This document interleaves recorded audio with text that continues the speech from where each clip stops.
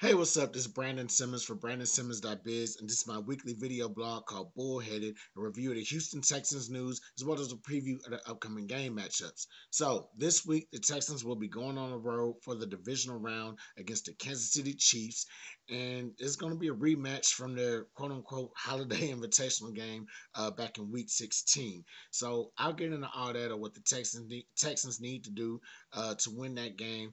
But first, let me do a quick little game recap from last week's wild card win. So, Texans beat the Texans beat the Los Angeles Chargers 32-12 in the wild card game. In a game where the defense was pretty much spectacular. The offense, they did their thing. However, the one play of the game that really got the offense going came right before the 2-minute warning in the second quarter. So Stroud, I know everybody's probably seen it by now. Stroud, the pass, the snap goes right over Stroud's head. He's running back to get the ball. He's scrambling to his right and throws the ball across his body and hits Xavier Hutchinson for the first down. It was that drive that sparked a lot. Pretty much everything, basically.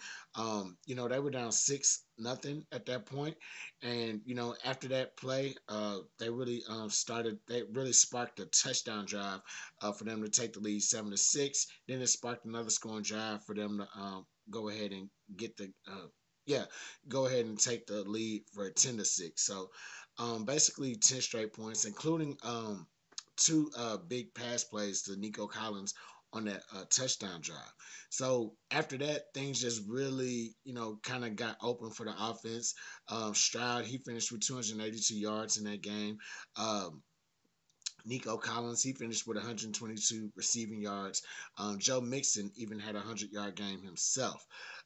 What I will say though, the defense, superb performance. Like the defense really held things down um, in this game. You know what I'm saying? Lassiter, he got a pick in the second quarter. In addition to Lassiter getting a pick in the second quarter, I think the defense really shined in the third quarter. So that is where Stingley, he had a tackle on fourth down.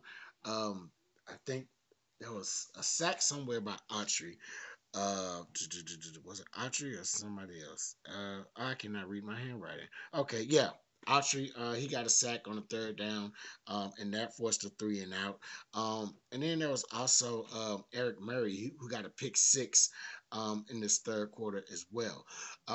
In addition to that, in addition to Lassiter's interception and Murray's interception, Stingley had two interceptions himself, including one in the fourth quarter. So overall, a great game, including 1.5 sacks by by Will Anderson.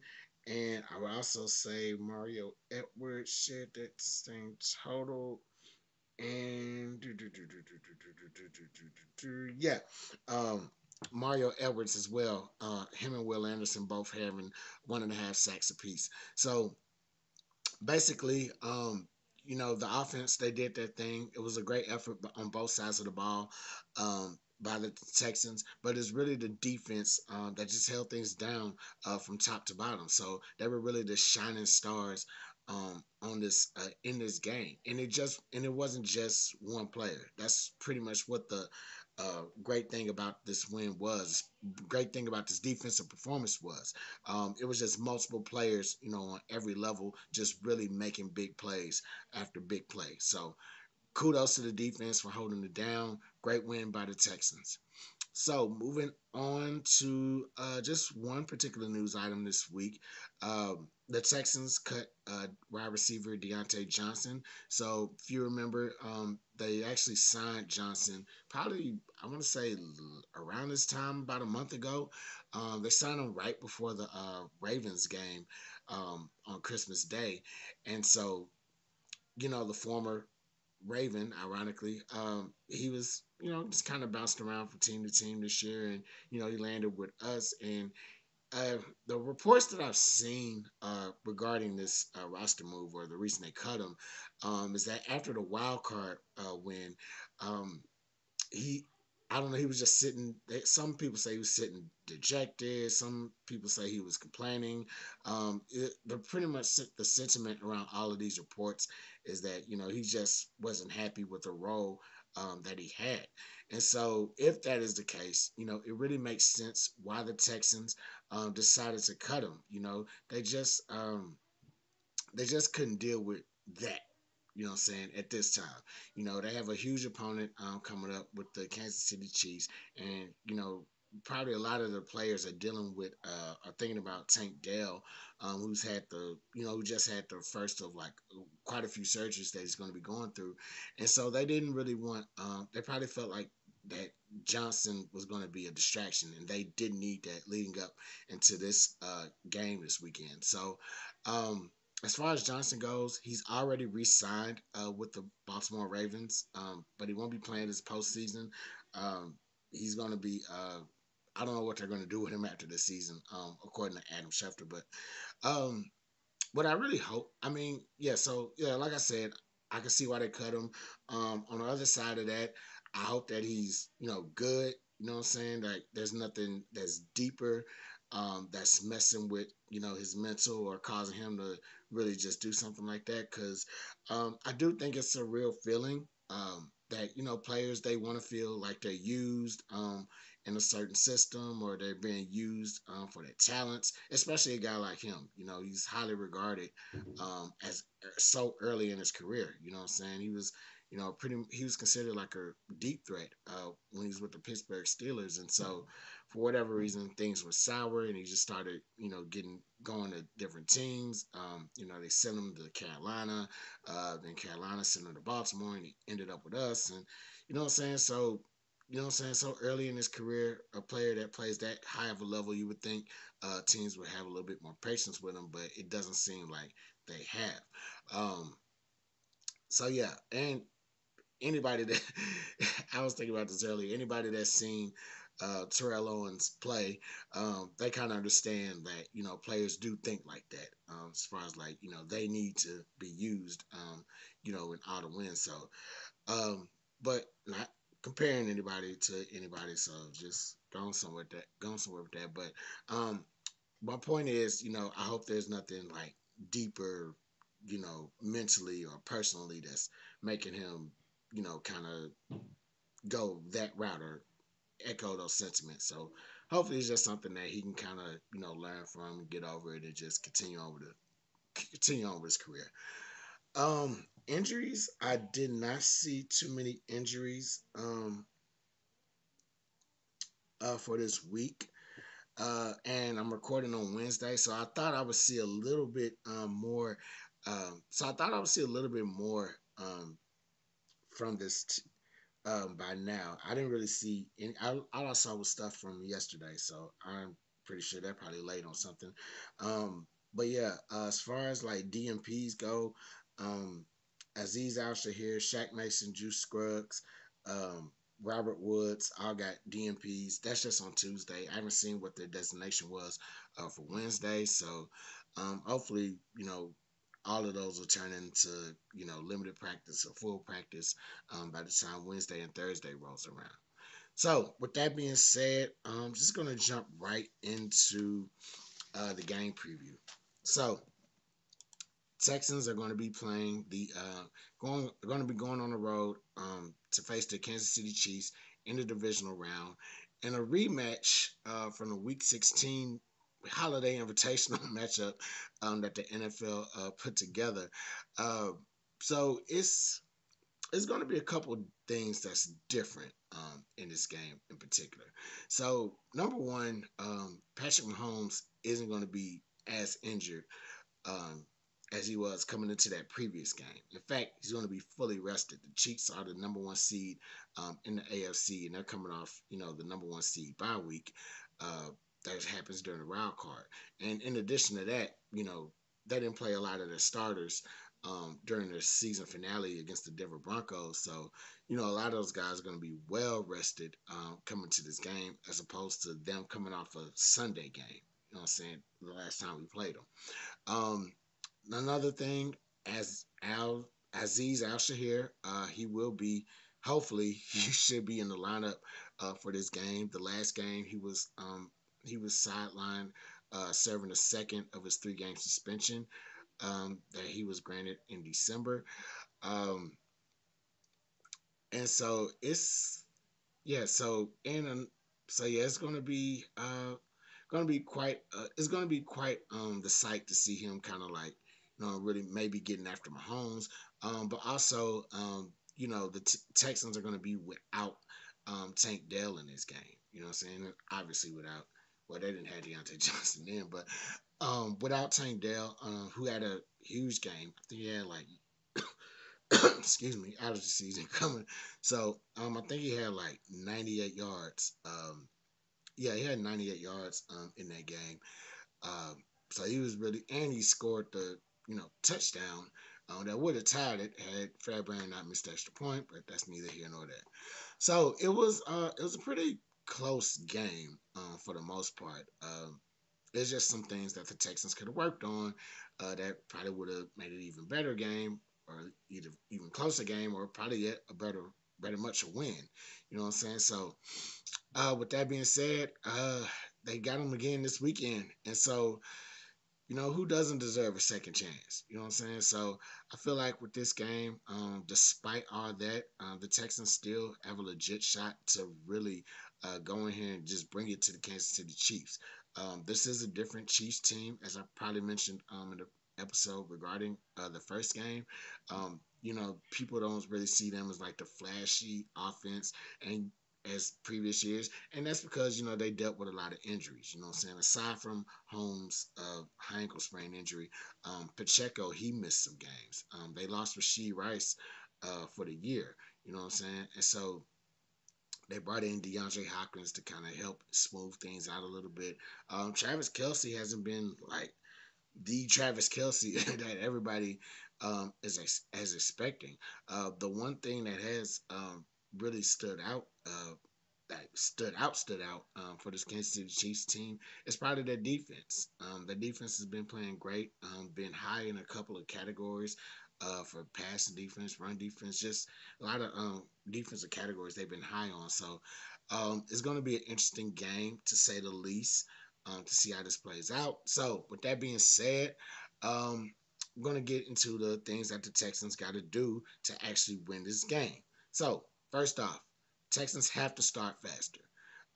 They started slow, excuse me, in the first Chiefs game, but not even just that. Just as recent as last week, they started slow in the Chargers game. You know what I'm saying? So they were down 6-0 in the first quarter. You know what I'm saying? And the first quarter, like, yeah, teams can get down 6-0. They can get down by 2 field goals, mind you. You know what I'm saying? But the first quarter, and they didn't score to like nearly the end of the second quarter. You can't do that with the Chiefs. You know what I'm saying? This team, despite what you may think of them, they're just too good of a team. So you have to get your opportunities to attack them early and often. If the Chiefs go up 7-0 or they go up 6-0 on the Texans in the first quarter, best believe by the middle of the second quarter, they're going to be up 21-0. So the Texans have to really get in the gear early on and just attack this Chiefs team and get on the scoreboard. I'm so country. They have to get on the scoreboard very early in this game and very often. So yes, definitely a faster start in this game than the wild card win and the previous Chiefs game. Defense, number two, defense has to strive for a repeat performance of last week. So, like I said, they stuffed the stat sheet on defense last week. Uh, Will Anderson, he had a big game alongside Mario Edwards. Danico Autry, he put in for a sack. Derek Stingley, fresh off his All Pro selection, he had 2 interceptions. Lassiter, he had an interception. Eric Murray, he had a pick six. You know what I'm saying? So the defense really did their thing in this game. They made stops on fourth down, made stops on third down. You know what I'm saying? They really stalled out the Chargers offense. And, and so I think in this game against the Chiefs, they're going to have to repeat that and then some. You know what I'm saying? That's going to be a real challenge, doing it against this Kansas City Chiefs team that's just pretty much been all world for almost a better part of the last decade. You know what I'm saying? So it's definitely going to be a challenge, but I think the Texans can actually do this. They have the talent to do it. You know what I'm saying? It's crazy because Jalen Petrie, he kind of obviously he went away for the year, but things don't seem to be slipping in the secondary. The pass defense still seems to be tight. Caleb Bullock and Kamari Lassiter. I love talking about these guys for the last few weeks, but they've been really great as far as like rookies go. You know what I'm saying? So they really stepped up to the plate, and you got that whole mantra that they're not rookies anymore, now they're pros. Since they entered the postseason, so I definitely think that these guys are going to step up again this week, and they're definitely going to bring it. Um, yeah, they're going to bring it for this defense, and what I'm saying, it's really going to be hopefully it's another stat stuffing defensive performance that works in our favor. Third and final thing for the Texans, there has to be more focus on the run game. So I didn't check the temperatures, but I can guess that if it's in Kansas City in January, it's going to be a little bit cold. So Texans need to bring their run game for sure. Joe Mixon, he had 100 yards last week. I think that's a good basis. And what I mean by that is that'll set them up for having choosing between Agumba Wale or Damian Pierce as being a second running back to step up and wear this Kansas City Chiefs defense down. Um, you know, me personally, I like Pierce. I've seen more Pierce. I've seen more big plays from Pierce. You know what I'm saying? Over the course of the years that he's been here. So I know that what he's capable of doing. He just needs to do it. And I don't know how that really works, if that's a mental thing, because it seems like every once in a while you'll get that flashy play from Pierce. You know what I'm saying? Like last year, I think we were playing the Cleveland Browns in the regular season, and he had a kick return out of nowhere. Like what? And he wasn't. And this is like, mind you, this is like late in the year last year of his second year, and he wasn't really doing too much his second year. And all of a sudden, he comes out of nowhere and gets a kick return. And even then, like a couple of weeks ago when they played the Titans, he had that 92-yard, rushing touchdown. And it's like, where did this come from? And why, why hasn't it been there throughout the year? Now, I don't expect him to do 92 yards, in every game. But definitely I expect him to like just kind of really find his footing and just I personally think he should be like some type of power back that just goes in and what I'm saying, just really takes on like the short yardage task and all that stuff. Um, but yeah, if we can get that Damian Pierce from the Tennessee Titans game a couple weeks ago, that would be greatly appreciated. You know what I'm saying? The Gumba Wale, I haven't seen too much from him out of the run game. I've seen him kick a lot, but even if we use him on certain situations, that would be greatly appreciated. You know what I'm saying? Because like I said, this Chiefs defense is playing a little bit better than previous seasons, and it would be a great test if we just had like a three-headed running back attack on these guys and just see like where they really are as far as like how great their defense is. So definitely, I think I think the Texans are going to find a way. I think they're going to find a way to actually like get all these running backs involved. You know what I'm saying? It just seems like they have a little bit of a. There's too many. I think they just have a couple underrated pieces. Well, maybe not underrated. I think. Look, I think they're gonna find a way to get Pierce involved. He just has too much potential to just be not playing in this game.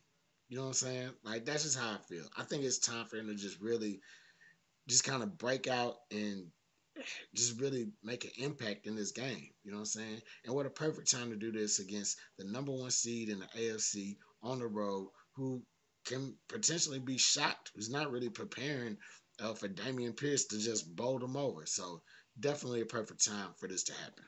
So that's all I got for y'all this week. going just to go over it, Texans need to have a faster start in this game. They need to attack the Chiefs early and often. Don't let up. Just go after them. Just go.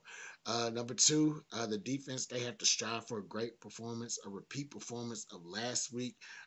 Everybody getting involved, linebackers, D linemen. You know what I'm saying? Will Anderson becomes, a wrecking ball alongside Daniil Hunter as well. Their whole D line, Hunter, Autry, Mario Edwards, you know what I'm saying? All those guys good, getting after the quarterback. Also, the secondary, the pass defense, holding his reputation up as the league leading pass defense. So hopefully they make their stops on fourth down or third down or wherever, you know what I'm saying? Or hopefully they generate turnovers as well. Third and final thing, just more focus on the run game. Really get this run game going. I think it'll obviously help CJ Stroud out, especially if we can get some play action going and, just free some of these linebackers, slow down some of the blitzing at least. So yeah, mixing, feed him the ball, of course, but also don't be scared to like pass the wealth around, feed it to Pierce or Agumbawale, whoever y'all feel has that hot hand as the second running back in this game. So that's all I got for y'all this week. If you're watching this on Facebook, facebook.com/Brandon Blog. Like my page, like this video, share this video. If you're watching us on YouTube, like this video, click click the subscribe button. Also share this video wherever you want to share it. So I'm Brandon Simmons from BrandonSimmons.biz. Holla black.